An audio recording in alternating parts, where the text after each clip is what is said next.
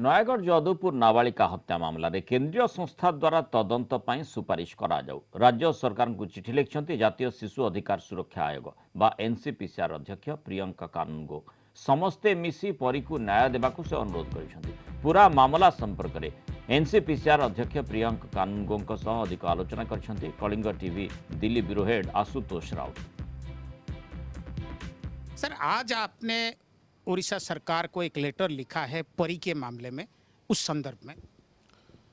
देखिए, हम लोगों ने इस बच्चे के मर्डर के बारे में संज्ञान लेके एक इंक्वायरी की है। उस इंक्वायरी के बाद आज हमने अपनी रिकमेंडेशंस उड़ीसा सरकार को दी हैं और भारत सरकार को भी उसकी कॉपी दी है। तो हमारी जांच में हमने ये पाया कि फ़िलहाल जो भी जांच उड़ीसा पुलिस द्वारा की गई है उसमें प्रारंभिक रूप से कई सारी खामियां हैं। ये पुलिस जांच की जो रिपोर्ट हमारे पास आई या वहाँ के जो डीएम और एसपी ने हमको अवगत कराया, उसके अनुसार बच्ची जब घर से गायब हुई उस वक्त तो उन लोगों के बयान लिए गए, लेकिन जब उसकी डेड बॉडी पाई गई उसके बाद तो उसके माता पिता के बयान नहीं लिए गए।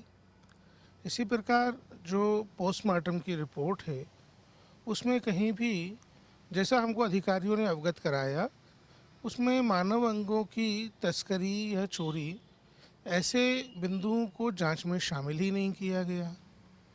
जुलाई से लेके आज हम दिसंबर के अंत तक आ रहे हैं, पुलिस के पास कोई ठोस सुराग किसी भी आरोपी या किसी दोषी के प्रति मिले नहीं हैं। आज आपने कहा है कि कोई सेंट्रल इन्वेस्टिगेटिंग एजेंसी उसकी जांच करे, इसकी जरूरत क्यों पड़ा एनसीपीसीआर को? बच्चों की तस्करी में यदि मानव अंगों की तस्करी के विषय जुड़ के आने लगेंगे तो कमीशन का गंभीर होना स्वाभाविक ही है। इस तरीके के गंभीर विषयों में और जिस तरीके की जांच की दिशा थी, मसलन जब हमने एसपी को पूछा कि क्या मानव अंगों की तस्करी से संबंधित कोई बात आपने पूछी, तो उन्होंने बोला हमने वर्बली डॉक्टर से पूछा था लेकिन केस डायरी में ये दर्ज नहीं है। तो हत्या जैसे मामले में जिसमें मानव अंगों की तस्करी का आरोप है, अगर छोटी छोटी बारीकियां डायरी में दर्ज नहीं होंगी तो ये जांच में प्रोफेशनलिज्म की कमी है और इस तरीके की गंभीर बातों को सेंट्रल इन्वेस्टिगेशन एजेंसी द्वारा ही डील किया जाना उचित होगा। सर, आपके संज्ञान में होगा एक सुप्रीम कोर्ट का जो डिसीजन है, स्टेट गवर्नमेंट का परमिशन चाहिए अगर हम सीबीआई की इंक्वायरी के लिए, इसको आप किस रूप से देखते हैं?